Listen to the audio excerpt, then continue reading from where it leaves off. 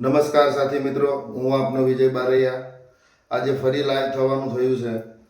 હવે વાત કરવી છે આજે મારા તારાપુર વિસ્તારની.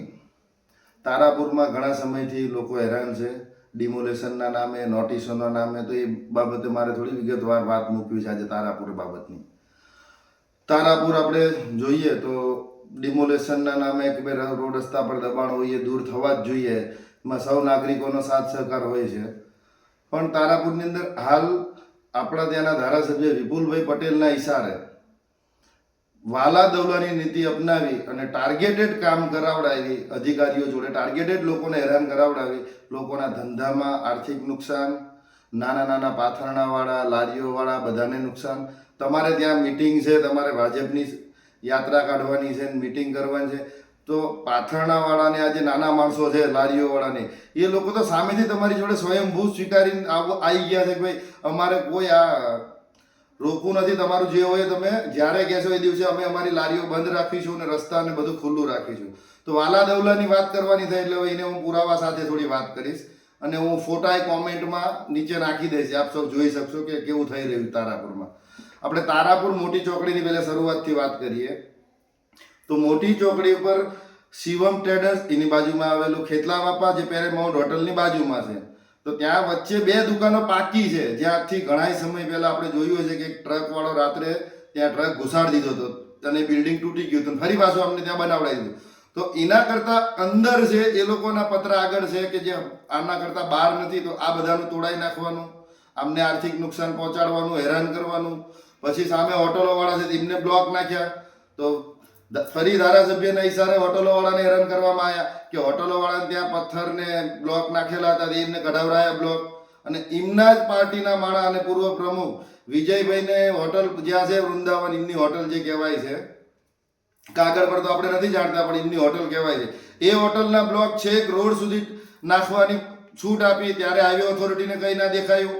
પછી એમની હોટલની બહાર જે વૃંદાવન હોટલ છે આપણે તારાપુર, એની બહાર જે એક ટ્રક ઘણા સમયથી સળગેલો પડ્યો છે.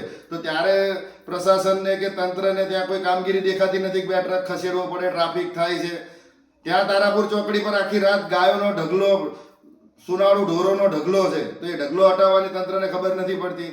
પણ હેન કેન પ્રકારે ભાજપની રાજનીતિ, જે ભાજપથી વિરોધ છે કે જે નાના માણસો છે એમને પતાવી જ દેવાના. હવે જે બિચારા ગરીબ માણસો આજે 200-500 રૂપિયા કમાઈને પોતાનો પરિવાર ચલાવતા હોય એવા લારીવાળાને, ગલ્લાવાળાને હેરાન કરીને શું? અને આજે બિરસા મુંડાની જયંતિ છે, તો તમે તારાપુર મોટી નહેર ઉપર આપણે જે કાંસ છે, કાંસ ઉપર જે આદિવાસી સમાજના લોકો ત્યાં ટેમ્પરરી રહેતા હતા, અહીં મજૂરી કામે આવ્યા છે, એવા મજૂરોના ઝૂંપડા તમે હટાવડાવી દીધા કે ભાઈ એ કાયમી ત્યાં સ્થાયી કે ધંધો કરવા નતા, ખાલી રાત્રે સુવાનો આશરો લેવા માટે ત્યાં આવ્યા હતા. તો એ આશ્રય તમે છીનવી લો છો એમની જોડે કે આમના માટે કોઈ વૈકલ્પિક વ્યવસ્થા નથી કરી શકતા. એટલે સાવ ડીંડક જ ચાલે છે. પાકા બાંધકામો છે એ તોડી નથી શકતા. તમે ઈશારાથી કામ કરી રહ્યા છો, અમુક લોકોને ટાર્ગેટ કરીને કરી રહ્યા છો. તો ખરેખર આમાં તંત્રને તો બહુ જવાબદાર ઠેરવવું યોગ્ય નથી, કેમ કે ઈશારો તો છેલ્લે ભાજપનો અને વિપુલભાઈના ઈશારે જ આ બધું થઈ રહ્યું છે. તો વિપુલભાઈ, આપને અને ભાજપને તારાપુરની જનતા અને નાના માણસો, ગરીબો બધા જાણી ચૂક્યા છે કે તમે કેવી રીતે લોકોને હેરાન કરી રહ્યા છો અને લોકો જોઈ રહ્યા છે ને ભોગવી રહ્યા છે. આ લોકોની જે તકલીફ છે ને વિપુલભાઈ, તમને નહીં ખબર પડે, કેમ કે તમે જ્યારથી ફરો છો ત્યારથી એસી ગાડીઓમાં ને સારા બંગલામાં ને ખૂબ સારા પેલામાંથી જ ફરો છો, એટલે તમે આમની વેદના નહીં સમજો. તમે એમની જોડે ઊભા રહીને કોઈ દિવસ વાત નથી કરી. મારા ઘણા મિત્રો છે તારાપુરમાં, નાના મોટા ધંધા કરીને બિચારા પોતાનું ઘર પરિવાર ચલાવડાવે છે. આ હોટલોવાળાને આવી રીતે પજવવામાં આવે, એમના મળે ત્યાં. હા, જો એક બીજી વાત તો રહી ગઈ મારે કે દબાણ બધે જ નડતું. તો કાનાવાડા રોડ ઉપર એક કેબિન છે, જે આ ભાજપના મળતિયાના જ કોકનું કેબિન ત્યાં મૂકવામાં આવ્યું છે. તો એ કેબિન ખસેડવાની તંત્રને તસદી નથી. એટલે તંત્રને મારી અપીલ છે કે અમારે ગ્રામજનોએ ભેગા થઈને કોઈ આંદોલન કે કોઈ વિરોધ પર ના ઉતરવું પડે. તો આપ સૌ સમજો અને આવી વાલા દવલાની નીતિથી નહીં, કાયદો લાગતો હોય તો બધાને જ લાગે. એટલે એ રીતે તમે કામ કરો અને આવી રીતે નાના માણસોને પ્લીઝ હેરાન ના કરો, એવી આપણને વિનંતી છે. અને વિપુલભાઈ, આ તારાપુરની જનતા તમને આવતી નગરપાલિકાની ચૂંટણીમાં આનો જવાબ આપશે. જય હિન્દ, જય જવાન.